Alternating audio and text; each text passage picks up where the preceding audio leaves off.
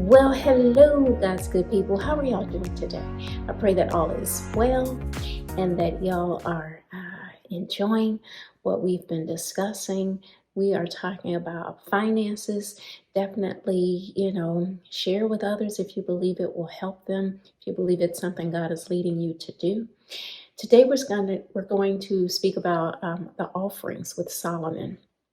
I know some people believe that because Solomon made such a grand offering, that's why God asked him, "What do you want?" And he was able to get wisdom.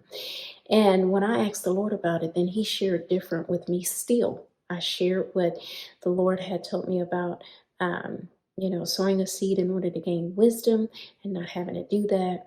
And God is still drilling in the same thing. You do not have to sow a seed to obtain wisdom. You just ask God for it.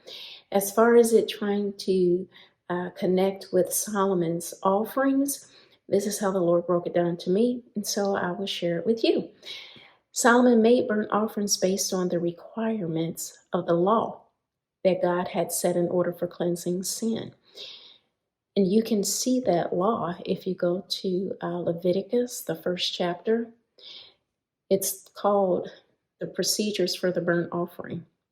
The Lord called Moses from the tabernacle and said to him, "Give the following instructions to the people of Israel.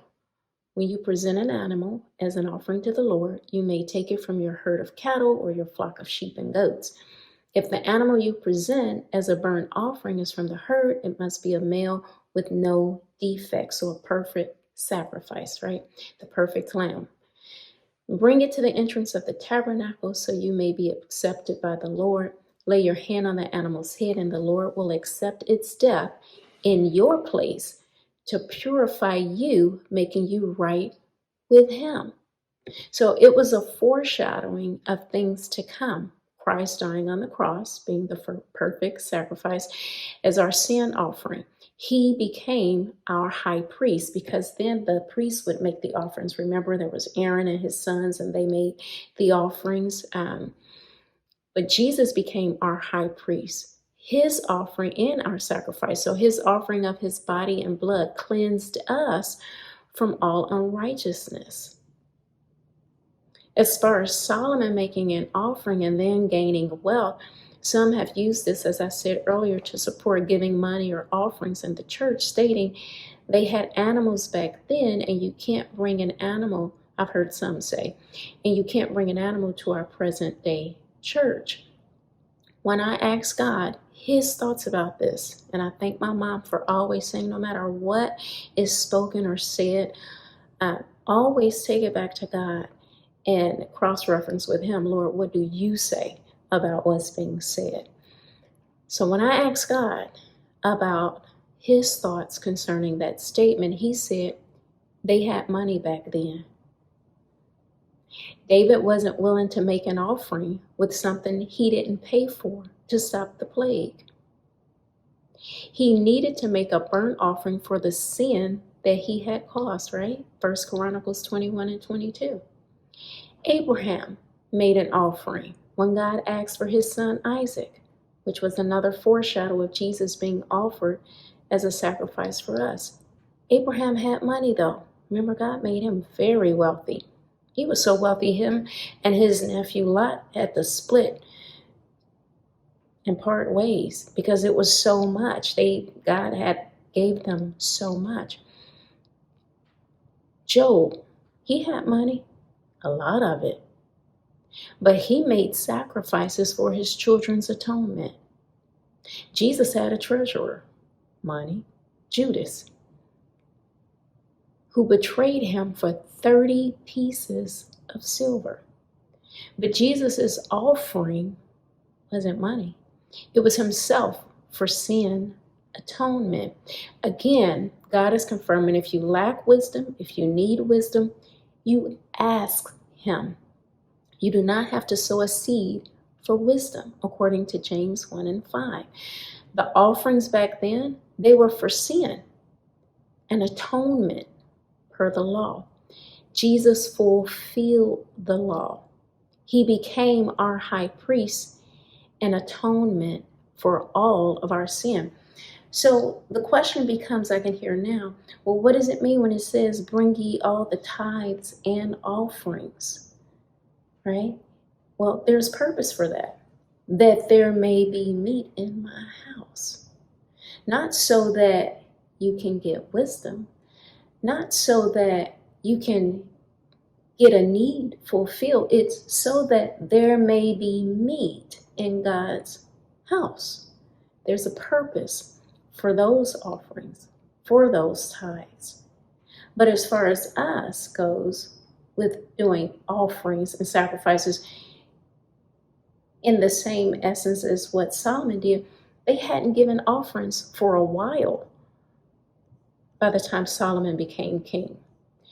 In 1 Kings, the 3rd chapter, it said that the people were sacrificing all over because there wasn't a place to sacrifice, to bring their offerings. And so they were sacrificing in the high places because there wasn't a house built in the name of the Lord until those days. And Solomon loved the Lord. Verse 3. 1 Kings, 3rd chapter, verse 3. Solomon loved the Lord, walking in the statutes of David his father. Only he sacrificed and burnt incense in high places.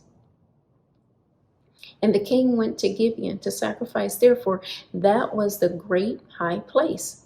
1,000 burnt offerings did Solomon offer upon that altar. It was for atonement for the sins of the people because they had not sacrificed for so long. And after he did that, of course, the Lord came to him in a dream. Ask me for what you want, Solomon. He had a conversation with him. Solomon loved the Lord, it said. He wanted to please God. He was following in the statutes that his father taught him, that David taught him. Get wisdom, David. Get wisdom, Solomon. That's what David told him. Get wisdom. And so he was following his father's directions. Okay, God, I want to ask you for wisdom. And you can read the rest of that chapter. But again, nope, they couldn't bring animals. We can't bring animals to the church today. We can't do that. But it wasn't about the offering. Jesus even tells us, hey, if you get an ought with a brother, leave the offering at the altar and get it right. Obedience is better than the sacrifice, than your offering. And of course, just to reiterate again, Jesus became our high priest. He is become our offering for sin. We're purified through his blood. We don't have to go through offerings like that anymore. And when we do bring tithes and offerings, there's a whole other thing about that. It's not in the same sense of when Solomon did his. It's different. So I pray that there's so much that could be said there. And of course, we do not want to debate, just we take God's word for what he says. That's his response to me. They had money back then, but offerings was for sin. So be blessed and encouraged, and let's just take everything to God and get his opinion about the matter, all right? God bless. Bye.